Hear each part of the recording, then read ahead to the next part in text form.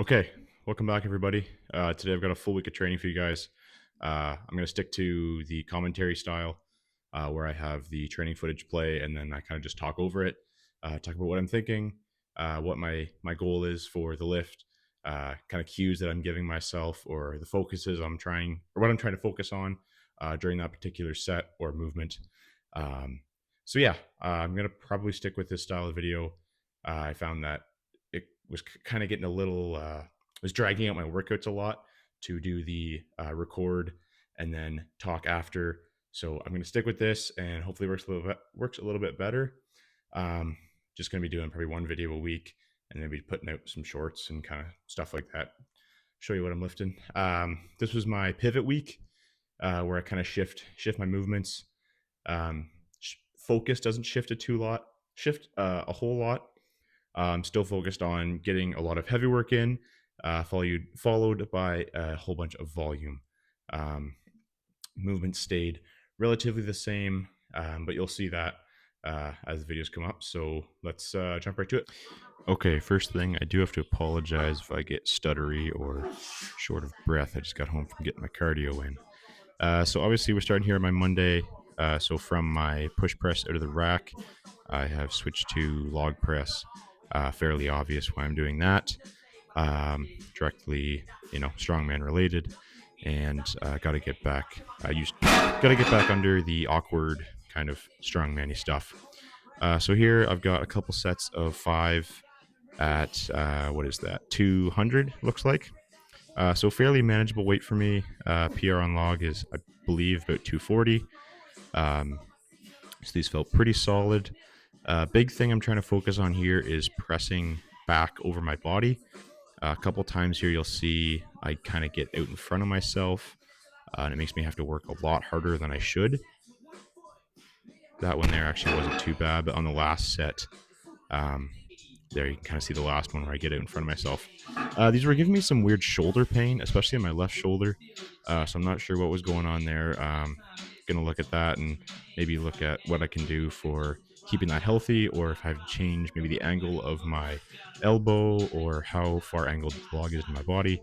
All those little things are going to affect how you press.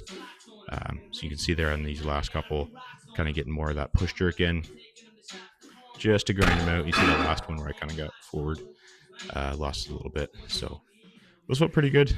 Lungs weren't burning too bad, which is always a good sign. So I dropped back here to 165 just for a burnout set. And this is actually where I felt a lot of pain in my shoulder. So again, I'm not sure if it's because of the angle of my elbows, if I should have them a little bit more like cocked in, or if I got to have them flared a little bit more out, or maybe my upper back has to work more. I'm not too sure. So I've got a few weeks to figure that out and hopefully build up to a big log press. As far as competitions where I want to apply this, I'm not too sure, but gonna always have to have a big log, and that is the goal for the upcoming season, and has been the goal for a while, is to get the static strength up. So I move into these low incline close grip bench. This is a new variation for me. So I've got 195 in the bar, and I'm just trying to see. This is rep 3. A little bit of a grinder. That's all right. I'm just trying to see where my weight is at for that movement, like where I can push to, so that I can better gauge kind of what my working sets need to be. So I drop back here to, looks like 165 again, and just pumping out a couple sets of 10. These felt amazing on my triceps.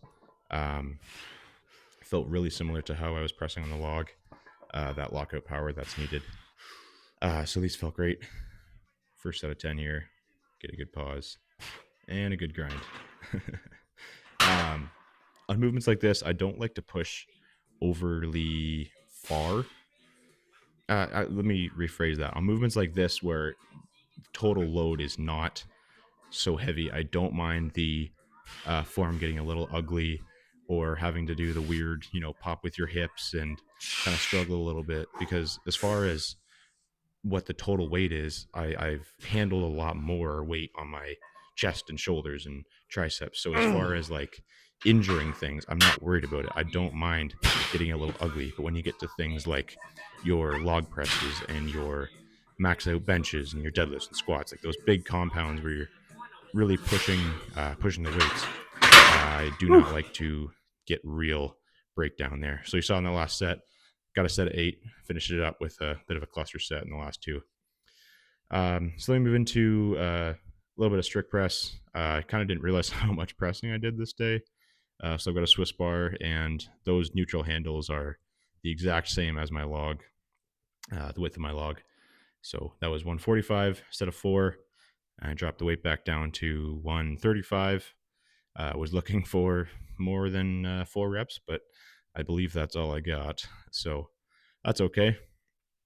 But as far as I was saying about getting ugly, things like that, if I know I'm getting to the point where, like, you can kind of see here, yeah, I know I could probably grind that out, but it's really not going to be good, and it's not going to be worth it. And I might as well just drop the weight and get more volume in, rather than potentially hurt myself. So I always kind of keep that 1 rep in the tank, especially when I'm doing this volume rep work. Here, especially, you can see I'm just kind of pumping them out because I've got a whole bunch of work on my triceps already. So I'm trying to just not lock them out fully and just get the work on my shoulders. And there, they gave up on me. I'm pretty dead there. Had to take a bow. Let me move into my Tuesday. I've got these banded SSB low box squats. I've used these in the past and found some really good success with them. So I've got 245 on the bar, and I believe that's maybe just under 80 pounds of band, same as I was using in my previous block. These 2 days, this Monday, Tuesday, I just felt like absolute trash. There was something about it where I just didn't have the spark, didn't have the kick, and I kind of just couldn't really get checked in. So today, this Tuesday, I really just had to switch it on. You can see here I'm starting to pop up a little bit more intensity. When I lock out, I'm trying to really emphasize that lockout and almost get a little bit of a jump in. But no, these felt really good.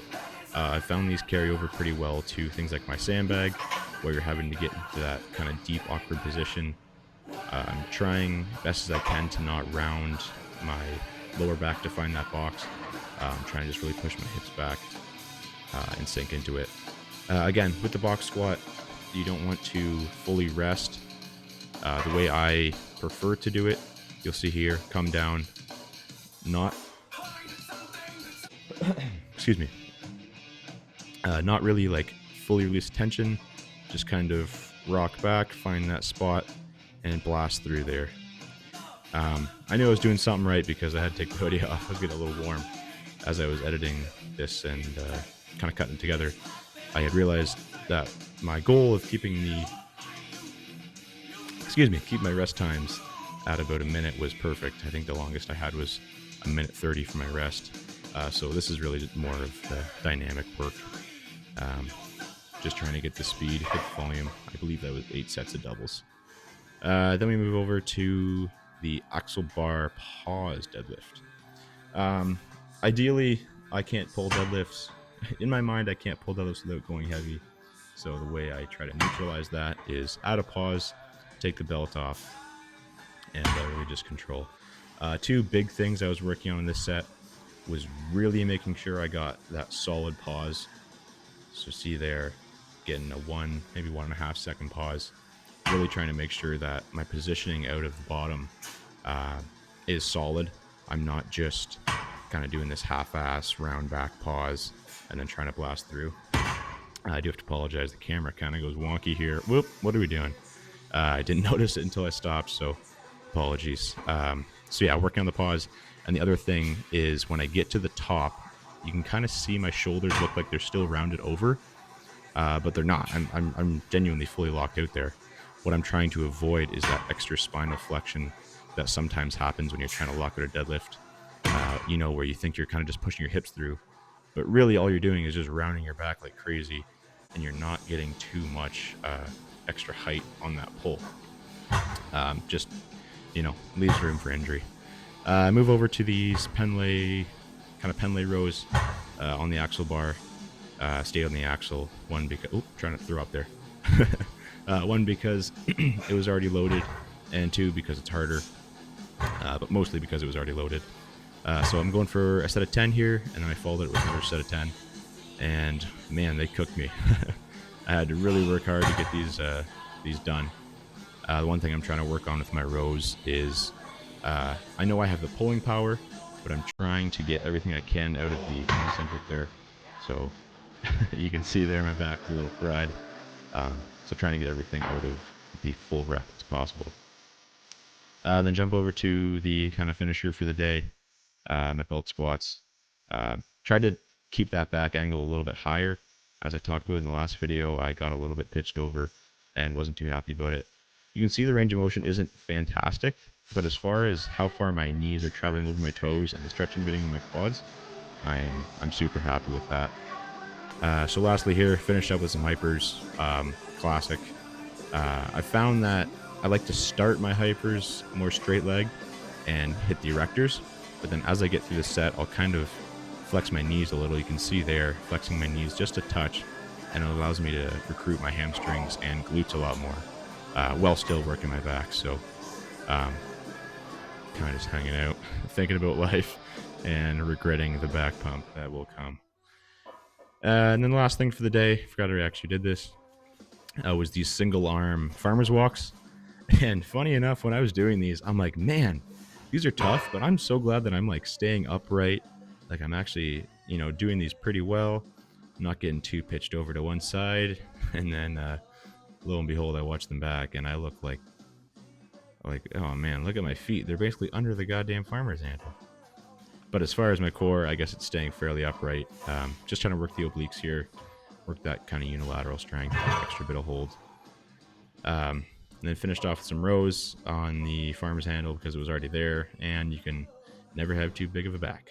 So I think I did sets of 8 here. I just chopped them up because they were the same. And I didn't realize until after, but this is a 120-pound row, so I mean that's definitely not nothing. And then we move over to the Friday. Friday was funny because I couldn't lift Thursday. I had a dinner to go to, and just didn't make sense to get in the gym and do a half-ass session. So we had a mega session. We had a max effort lower and my dynamic / volume upper day. So moving over to this block, I'm going to get on the straight bar and pull some heavier deadlifts, try and set up a big PR on the straight bar. So here we've got, I believe that's 405 with my 80 pounds. I think only maybe 50, 60 odd pounds comes off. And I'm pulling with the snatch grip. Snatch grip is something I've used. I think I used it last year in my training to help break through a little bit of a deadlift plateau. And it did me wonders. Absolutely fries the upper back and lats, forces you into a little bit lower position. And it actually forces you to push your knees out. You can see there, I was really struggling. But I was really hyped about that. So I'm getting about 480-ish at the top. So super happy with that.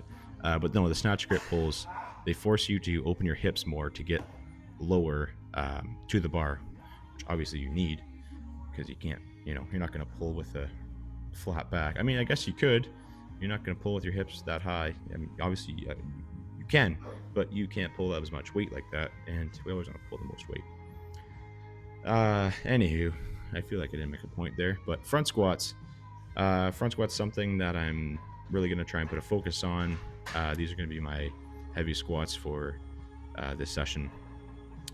Excuse me, I keep saying session. This block. So I got 315 loaded. I'm not sure if this is a PR as far as weight, but I'm certain that it's a rep PR. 5 reps here. And man, those are pretty grindy. I'm not sure if I have to work on my shoulder mobility or maybe my lats a little bit, but it looks like my upper back and everything is just caved in so much, and it's really making me, really forcing me to work in that front rack position. But maybe that's something that just comes with a little bit more practice. Next set here, I had wrote out 2 sets of 5. After that first set, I just felt dead, and then sat down for a minute. I was watching some Brian Aldrew old training videos, and him just like, I don't know, front squatting whatever stupid amount, 500, 600 pounds.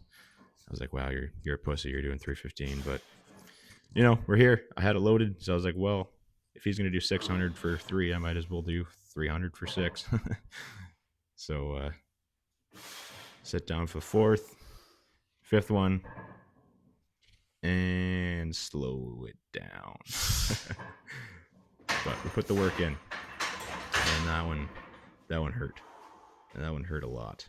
But there's definitely a lot more weight there if I want to push something like a 1 rep max, or I really don't think I want to push a 1 rep max on there. A 2 to 3 rep max would be perfect. I did set a goal for a 365 front squat this off season, but as far as that set showed me, I can pretty confidently say I can do 365 for at least 3. And then we drop back here to some more volume for 225 for a max out for an AMRAP. In my head, I wanted 12. As I get to kind of rep 7, 8 here, start feeling something in my knee. It's not like that painful, but it's just like this kind of sharp sensation, I guess. So I have to halt it at 10, which is fine because it got pretty grindy anyways. So that was my lower body heavy work, I should say. And we move over to these pin press bench variations versus chains. So this is 185, and then again my 80 pounds of chain. So it's about 260 odd at the top. And that's a really damn good bench for me. Yeah, it's a reduced range of motion, but it's only maybe 3 or 4 inches off the chest. So as far as that, I'm freaking pumped about that. Again, I'm really excited to see what I can do when I get back to just a regular straight bar bench standard. These were supposed to be a floor press variation that I do. I can't really do a floor press because it just the way my scaps dig into the ground, it just causes crazy pain in my shoulder. So what I'll typically do is set this up with the pins and then just do a Larson press, like with my feet up. But I'm an idiot and I wanted to go heavier. You can see there that rep nearly killed me. Took me a little bit of a second there to sit up. And then I guess, I don't know, this was supposed to be a lighter kind of just feel the weights out week. But the PRs just kept coming. This is a strict press PR. A little baby 5-pound PR, but it moved not too bad. I know you're thinking that probably looked a little grindy, but for how I press, that was pretty damn good. I did notice that as soon as I started the rep, I don't know if it was my body moving backwards or if it was me actually pushing forwards, but it looked like there was a bit of separation that definitely could have been avoided. And definitely cleaned up to get some more weight over. I moved my grip out when I was doing these strict presses. Typically, I'll do a bit more narrow grip than I do with my push press, but I kind of just mimicked that and even went just a touch wider to see how it felt, and obviously it worked, so we're sticking with that. I don't really have a hard set goal for the strict press, but closer I can get to 200 is basically just guaranteed carryover. This is 145 for a set of, I think that was 5, maybe? I wasn't counting, I was trying to say something. Yeah, closer I can get to his 200 strict press would be ideal. Just having that in the back pocket is, one, nice to be able to say I can do, and two, obviously he's going to carry over to my overhead in all aspects. Last thing of the week here, we have, what is this, 115 just for a burnout set. So same as those Swiss bar press. I'm not really locking out as I've got a whole bunch of work in my triceps already. Just trying to get the pump in the shoulders. And again, you can see here, I gotta shake it out a little bit. Shake it out, a little shimmy shake. Oh no, I lied to you. That was my Friday, end of my Friday session. Move over to Saturday, where I kind of do some makeup work and extra stuff that I couldn't fit in on the Friday session there. So you can see I'm kind of just doing, some Eric Bugenhagen horse cockery here. So when it came in, I wanted to do power cleans, but I was a bit of a baby and my collarbones hurt, so I didn't really want to catch it. So I'm like, let's do some high pulls. As I was doing them, I, on one, accidentally slammed it into the pads and tried to catch it. And it sucked a lot. Like, I felt it a lot in my full, trunk, my abs, my obliques, my lats, everything. My glutes had to fire. So I was like, whoa, why don't I just make this the movement? So you can see here, a big, ugly high pull, slam it into the pads, and just try and control on the way up. And my upper back was lit up. like a goddamn Christmas tree. So, this is a strongman off season, not powerlifting off season. So we move over to some bag carries. The big thing I've found is when I get into the winter and can't really train outside, is I do lose a lot of my um, movement training. So I'm really going to try and avoid that this year and try and get as much work as I can moving with weight. So that's why you saw the single arm farmer's carry on whatever day that was, I think Tuesday. And here you're seeing the bag carry. So here I'm just doing a 50-foot EMOM. It's about 25-ish feet down, 25-ish feet back. So every minute on the minute, top of the minute, grab the bag, do a 50-foot carry, and then suck wind for a little while. These didn't feel all that hard. I'm trying really. The main thing I'm focusing on here is my breathing. So you can see here, I'm taking big deep breath in, big deep breath out, and just trying not to lose my air as I'm walking. You know, sometimes when you're doing a bag carry, especially when you first do this pick and that first step, if the bag settles and kind of slams in your diaphragm, sometimes you'll see guys do the big, oh, you know, lose all their air, and then they're just done for the whole carry. So last set here, gonna go for it and do a full 100 feet. So big pick. I kind of sit down for an extra second here, make sure I got big air. And I'm not too worried about keeping the bag up high or, you know, really working the upper back. I'm really focused on just to keep moving at a decent speed and to keep the air in. Obviously, I could work on holding the bag up a bit higher or work on moving a bit faster, but I'm actually looking for more of that time under tension and breathing. As you can see there, I pushed her a little far. So, of course, end of the week, we got to end with some hypers.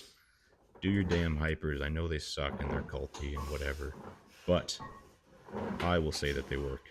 So, flop around like a seal and do your hypers. This is about as heavy as I can go with my machine that I got, which I'm a little upset about because I would like to push them a little bit heavier.